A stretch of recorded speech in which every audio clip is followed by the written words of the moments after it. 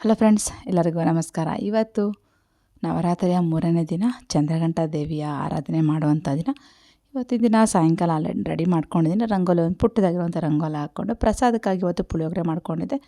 ಒಂದೊಂದು ದಿನ ಒಂದೊಂದು ರೀತಿಯಾದ ಪ್ರಸಾದನ ಮಾಡ್ಕೋತಾ ಇರ್ತೀನಿ. ನನಗೆ ಯಾವ್ದು ಆಗುತ್ತೋ ಅದನ್ನು ಆವತ್ತಿನ ರೆಡಿ ಮಾಡ್ಕೋತಾ ಇರ್ತೀನಿ. ಪುಳಿಯೋಗರೆ ಮಾಡಿ ಇಟ್ಕೊಂಡಿದ್ದೀನಿ. ಅದಾದಮೇಲೆ ಇಲ್ಲಿ ಆಚೆ ದೀಪ ಅಂಟಿಸ್ತಾ ಇರುವಂಥ ಫಸ್ಟಿಗೆ ಮನೆ ಒಳಗಿರುವಂಥ ಮನೆ ದೇವರಿಗೆ ದೀಪ ಬೆಳಗಿಸಿ ಇವಾಗ ಆಚೆ ಹೊಸ್ಲಲ್ಲಿ ದೀಪನ ಅಂಟಿಸ್ತಾ ಇರುವಂಥದ್ದು. ರಂಗೋಲಿ ಇಷ್ಟ ಆದರೆ ಪ್ಲೀಸ್ ಒಂದು ಲೈಕ್ ಮಾಡಿ. ಮಳೆ ಸಹ ಬರೋ ರೀತಿಯೇ, ತುಂಬ ಮಳೆ ಬರ್ತಾಯಿತ್ತು ಇವತ್ತು. ಬೀಳೋದು ನಿಲ್ಲೋದು ಆ ರೀತಿಯಾಗಿ ಆಗ್ತಾಯಿತ್ತು. ರಂಗೋಲಿಯಲ್ಲಿ ಒಟ್ಟೋಗುತ್ತೋ ಅಂತ ಅಂದ್ಕೊಂಡೆ, ಬಟ್ ಆದರೆ ಪೂಜೆ ಆಗೋವರೆಗೂ ರಂಗೋಲಿ ಮಾತ್ರ ಹೋಗಿಲ್ಲ. ಚೆನ್ನಾಗಿತ್ತು. ಪೂಜೆ ಸಹ ಆರಾಮಾಗಿ ಆಯಿತು, ಖುಷಿಯಾಗಾಯಿತು. ಮಳೆ ಬಿದ್ದುಬಿಟ್ರೆ ಪೂಜೆ ಮಾಡೋಕ್ಕೆ ಇಷ್ಟ ಆಗೋದಿಲ್ಲ. ಸ್ವಲ್ಪ ಬಿದ್ದು ನಿಂತೋಗಿದ್ದರಿಂದ ರಂಗೋಲಿನೂ ನೀಟಾಗಿತ್ತು, ಅದಕ್ಕೆ ಸ್ವಲ್ಪ ಖುಷಿಯಾಗಿ ಪೂಜೆ ಮಾಡ್ಕೊಂಡೆ ಅಂತ ಹೇಳ್ಬೋದು. ಇವತ್ತಿನ ಈ ರೀತಿಯಾಗಿ ಅಲಂಕಾರ ಮಾಡ್ಕೊಂಡಿದ್ದೀನಿ. ಒಂದೊಂದು ದಿನ ಒಂದೊಂದು ರೀತಿಯಾಗಿ ರಂಗೋಲಿ ಒಂದು ಅಲಂಕಾರ ಮಾಡ್ಕೊತೀನಿ. Thank you so much for watching. Bye.